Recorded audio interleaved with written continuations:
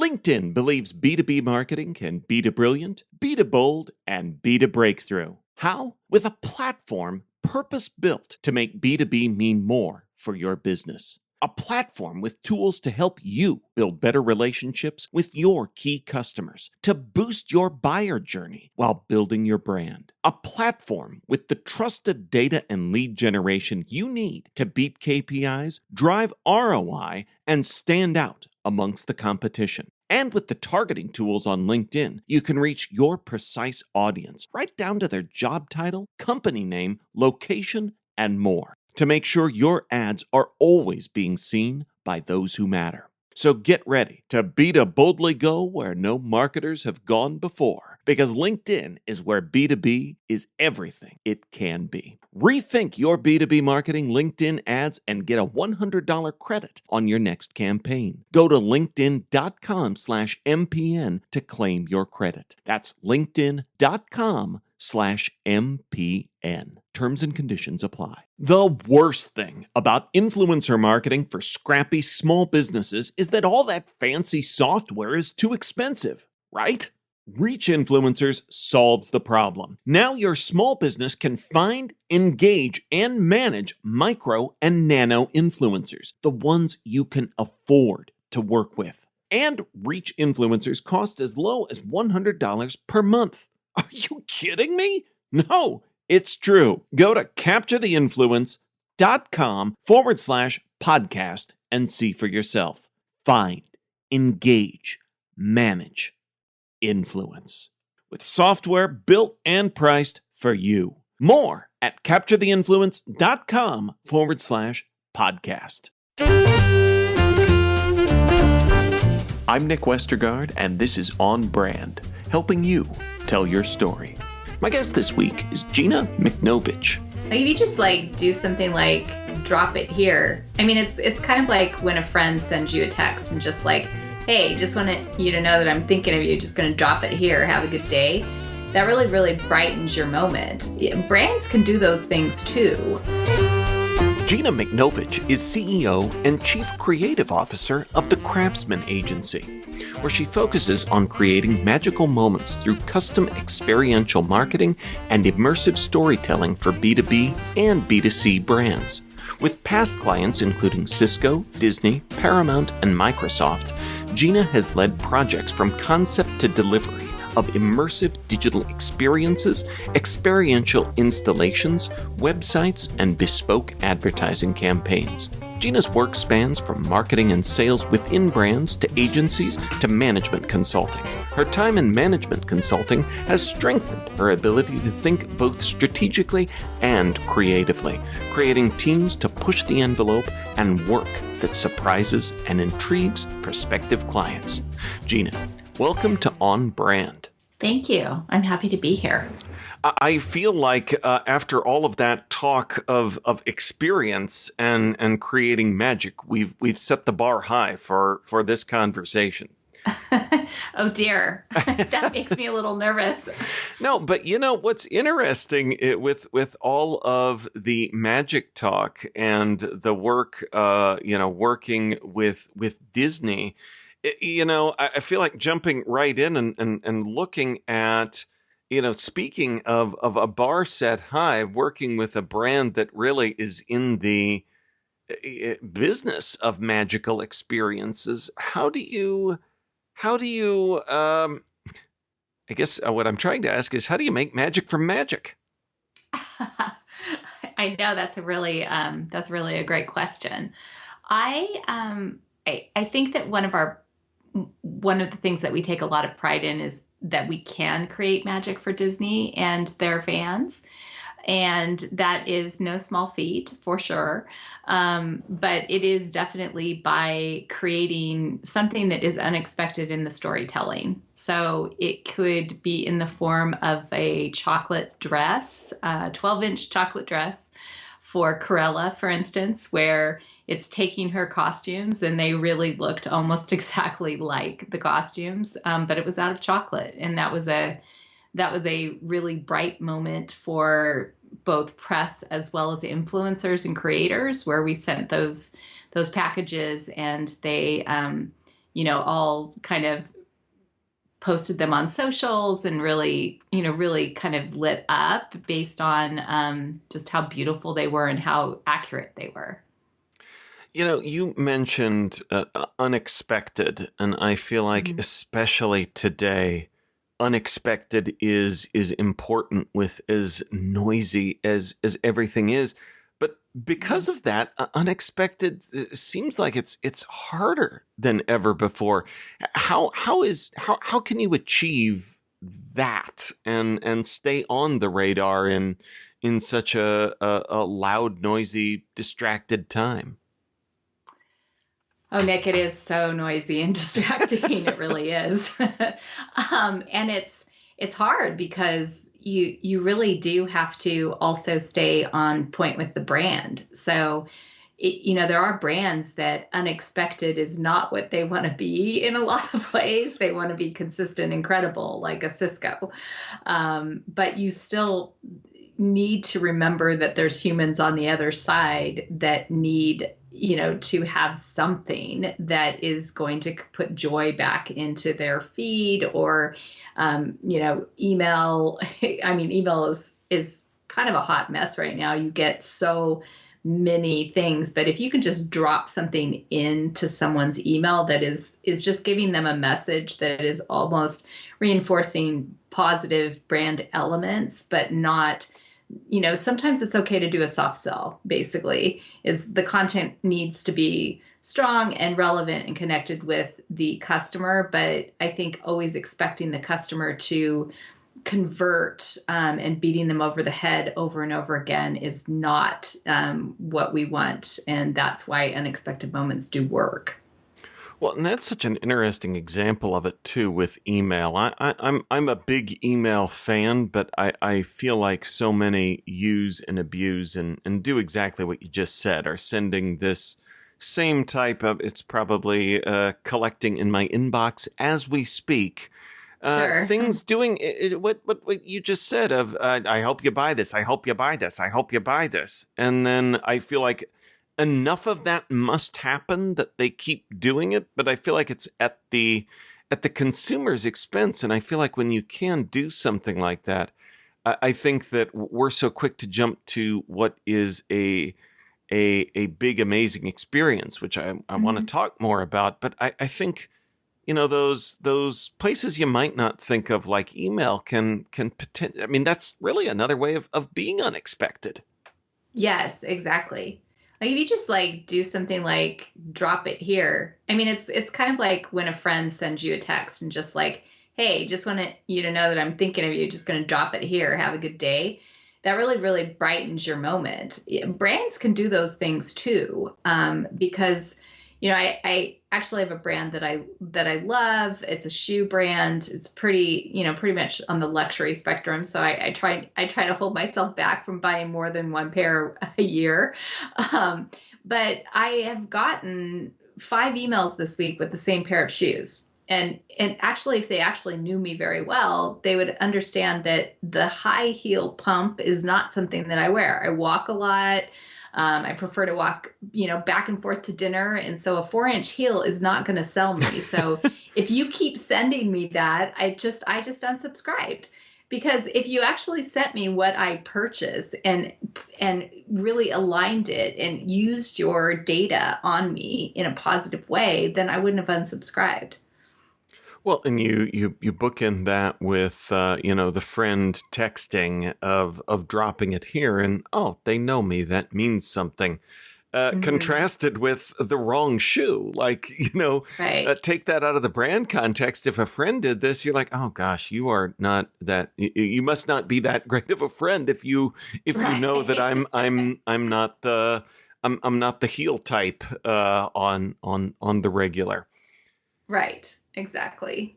So, you've also, in talking about the experiential work that you do, you talk about B2B and B2C brands. And I feel like there's these kind of clear stereotypes, even by people and sometimes perpetuated by people on the B2B side of things, that are like, nah, the cool stuff, that's great for Disney, that's great for Paramount, for entertainment, but we are making widgets for businesses. We can't do any of the fun stuff. Do you call BS on that, or do you work with that, or what do you do with that bit of I always call it the woe is me B2B? Yeah. Yeah. We absolutely 100% push back on that. Because I mean, quite frankly, I think it's the point that where those, B2B brands have sort of gotten themselves into this place where I like to put it in the category of boring marketing. It's like, and do you really think that is going to interest your audience? It's like, can we take something that is an attribute in the audience that we know is core to them? So many high-tech companies, for instance, tend to lean heavily male in terms of their target audience and purchaser. And they also tend to be big gamers. Now, gaming we know is traversing over generationally as well as gender. And we are seeing more females game, but there's also more females going into tech too. So, we never want to make too many stereotypes. But if you look at sort of what that audience tends to like to do, telling the person that you can tell your story in sort of an elevator pitch style in a game like Minute to Fix It that we created for VMware, that is telling very succinctly what the big differentiator and the big value is for the customer really quickly in a very fun and easy manner. And it's translated and it's storytelling. So I do think that we pick clients that are inventive, that don't do the woe is me, and that actually say, well, what is somebody going to do? Fire me because I created a game? Oh, that's hilarious. And tell more about. I love that challenge of telling the story in a snapshot. What does that look like? Sound like? I mean, it really does. It really does traverse over, like many different mediums. So video is a great place to tell a story in a snapshot, as we all know. I mean, video is really still is top producer, unless you're talking about Instagram and Reels, which has kind of overtaken the feeds, and people, rightfully so, including myself, don't want it to be all video because it's really a noisy feed then when you're looking on the channel. It's not as beautiful as it was. But from those short snapshots, I mean, honestly, it's always harder to tell the story in a shorter snippet. Telling a story for something that is very complex in a very short period of time is hard. And so, I don't know how we get there half the time. I mean, how I got to Minute to Fix It was I was watching Minute to Win It, and I was like, could you translate that to a game for the tech audience? I mean, it's like my brain just works in weird ways. On Brand, we'll be right back after this. LinkedIn believes B2B marketing can be to brilliant, be to bold, and be to breakthrough. How? With a platform purpose-built to make B2B mean more for your business. A platform with tools to help you build better relationships with your key customers, to boost your buyer journey while building your brand. A platform with the trusted data and lead generation you need to beat KPIs, drive ROI, and stand out amongst the competition. And with the targeting tools on LinkedIn, you can reach your precise audience right down to their job title, company name, location, and more, to make sure your ads are always being seen by those who matter. So get ready to boldly go where no marketers have gone before, because LinkedIn is where B2B is everything it can be. Rethink your B2B marketing LinkedIn ads and get a $100 credit on your next campaign. Go to linkedin.com/MPN to claim your credit. That's linkedin.com/MPN. Terms and conditions apply. This episode is brought to you by Paycor. Paycor empowers leaders to build winning teams. With Paycor, leaders can recruit, onboard and train employees, set goals, and drive performance. If you're a leader, everyone depends on you. Who do leaders depend on? Paycor. Learn more at paycor.com/leaders. Now, back to the show. In looking at your work, I'm always fascinated with the background, especially when you look at big, creative, experiential marketing. Your background in management consultant, I think, is an interesting jumping off point and important because I'm one of those boring eat your vegetables strategic thinking types. So what talk a bit about how you got here and how that work is foundational in what you do now.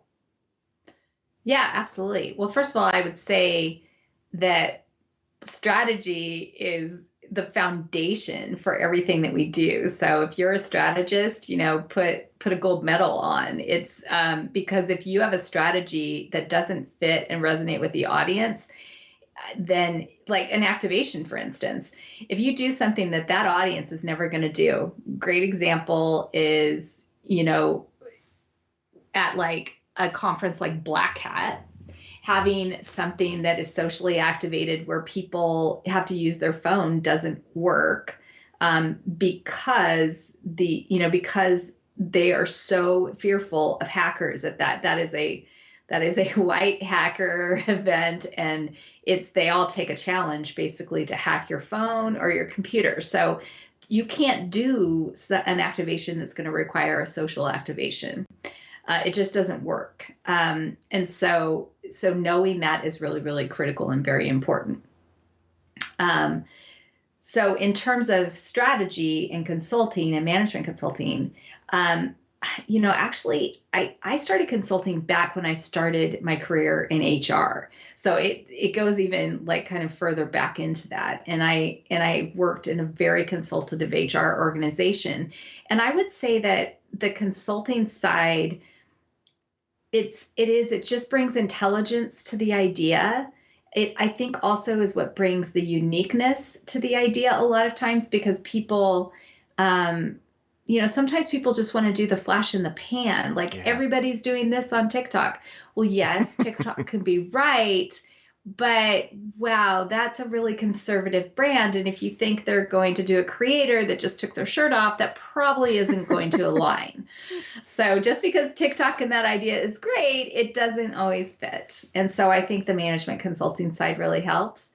The other side of it is that we really get in with our clients to understand. So management consultants ask a lot of questions. I mean, the industry in itself has some issues, right? But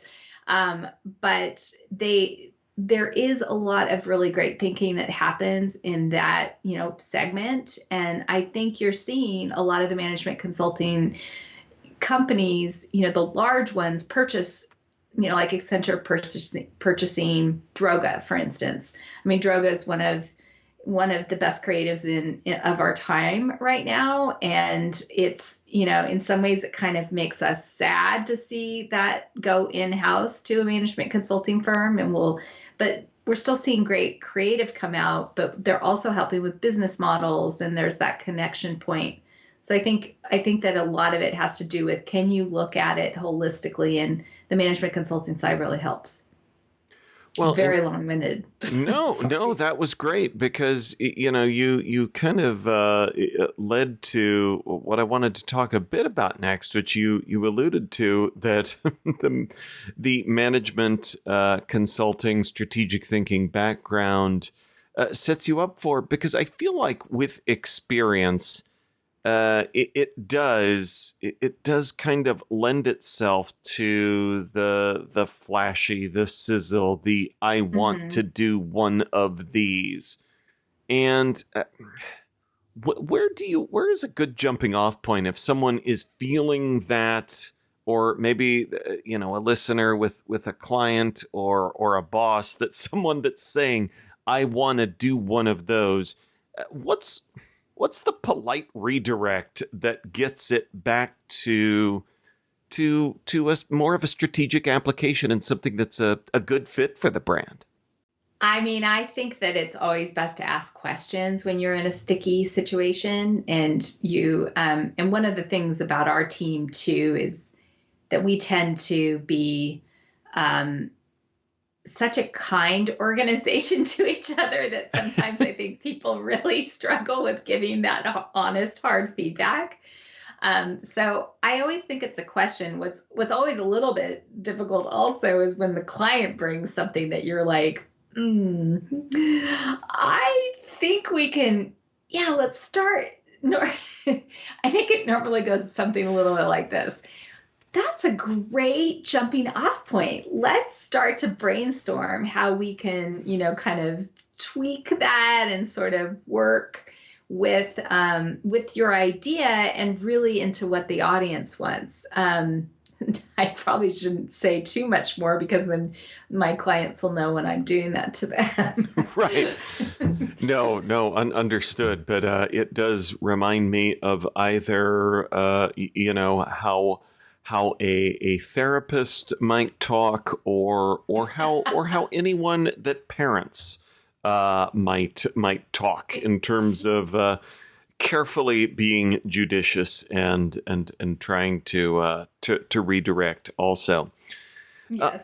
But in thinking, what is the process for if someone, forgetting the awkwardness of I want a TikTok thing, of someone does present with a business challenge? How do you, as someone that has experience in a wealth of immersive experiences, installations, bespoke campaigns, what does lead you to what works best when? Oh, so much of that is experience, honestly. Some of it's gut and my gut's pretty good. Well, no, I have really strong intuition on if something's going to work, but it doesn't always. I mean, sometimes it really does lay flat and you're like, how did that happen? Almost every activation and immersive experience that you do requires a brand ambassador of some sort to help encourage people to interact. So, I mean, that's one of the reasons why digital works with creators kicking off a campaign for a TikTok challenge, for instance, is that people don't want to be the first. And that happens a lot in an in-person event as well. So some of it also is wrapping all of those things around that we know help get people to activate. And some of that's paid media, certainly from a social perspective. You can't get organic reach on most platforms. You still can on TikTok, but that will stop too, because that's just what happens to every single social platform. Right. Yeah. I was thinking that, especially when you were describing the wall of videos in the feed, and it seems like it's the TikTokification, if that's a word, of every platform. And yeah, I'm not sure that's very user centric either. It almost feels. No. It reminds me of how you were describing the email inbox, right? If it's just right. If everybody says sell, that's how you use email. Then looking at a social feed and not seeing any of what your friends are up to, but just seeing videos of people doing crazy things and. Mm-hmm. Yeah, definitely. I mean, that's one of the things that you have to appreciate about Twitter is that they stay true to themselves. Now, they do need to continue to evolve the platform and make it stay relevant. And it has so much wrapped around it right now because of, Mr. Musk's, deal. But I think you do have to appreciate that every time they tried to step out of, when they were going to make it unlimited characters. I mean, now you have to do it basically like as threads. So they have stayed pretty true pretty true to their brand and what the platform was intended to do. I just hope that Meta makes the right decision as it relates to Instagram. Yeah, definitely will be interesting to see where that goes. You know, you talked about brand ambassadors being an important ingredient. What are the best practices for, you know, you mentioned if something, you know, something takes off, if something's a hit, what's the best, what are some best practices for connecting those dots and measuring your experiential marketing? So I would say that you really definitely want to connect it and have social be your elixir. So the simplest way to do that is a hashtag. That's where, you know, paid media comes into play. For something like a Beat Saber competition like we did for Booz Allen Hamilton at South by Southwest, we actually recruited some of the top gamers on Twitter, that are the top Beat Saber gamers. And so we actually got them to come and, you know, really participate and compete in the competition, which helped make people excited, and they brought people that liked to play Beat Saber.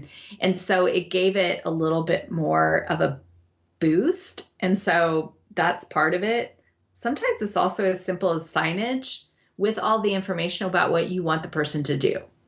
It's a little bit like giving directions.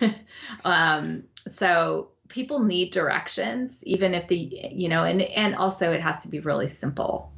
And brand ambassadors can also help in kicking off some of those initial activations as well. So being some of the first, because nobody likes to be the first. I love that you added simplicity as an ingredient in there. So that is, I think, especially kind of back to the beginning of our conversation, as noisy and loud as everything is. That's just, it's hard to do because it's an easy mistake to make to layer a little too much. Yes. Less is more. Yeah. Well, Gina, you've mentioned many different brands and evoking emotions. And now it's the point at which I get to ask you for a brand that has made you smile recently. I mean, it's honestly, Disney makes me smile on a daily basis. But that feels a little, bit too on the nose, if that makes sense. The Four Seasons Maui is definitely, when I see a picture in the feed, it just reminds me of all the good memories that I have from there, starting with my wedding. And so that's probably one that makes me smile every day. That is awesome. Both great examples. And I think especially priming you as I did with the conversation about making magic from magic with Disney, that is understandable also. Gina, yes. Where can folks go to learn more about who you are and what you do? Yeah, absolutely. So you can find me on Instagram as well as Twitter. I'd say I spend more time on Instagram and LinkedIn. I prefer people to follow me on LinkedIn versus asking to connect, because I really truly connect with people that I've met. There's a few exceptions to that rule, but for the most part, those are people I know and I have met and have had a conversation with at a minimum. And also the craftsmanagency.com. We're putting up new work all the time and new offerings and all that good stuff, because, we've got to continue to evolve. Awesome. Well, we will link up to all of that in our show notes, which you can find at onbrandpodcast.com. Gina, thanks for being on brand with us. Yes, thank you so much. I appreciate it. Great conversation. On Brand is part of the Marketing Podcast Network.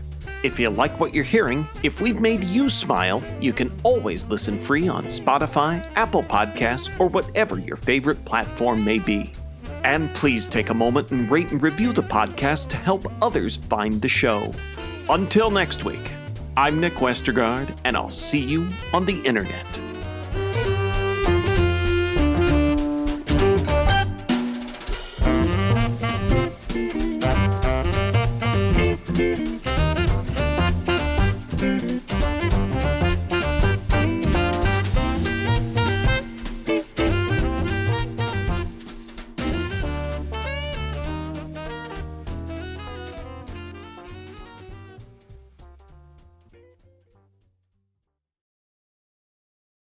This podcast is heard along the Marketing Podcast Network. For more great marketing podcasts, visit marketingpodcasts.net.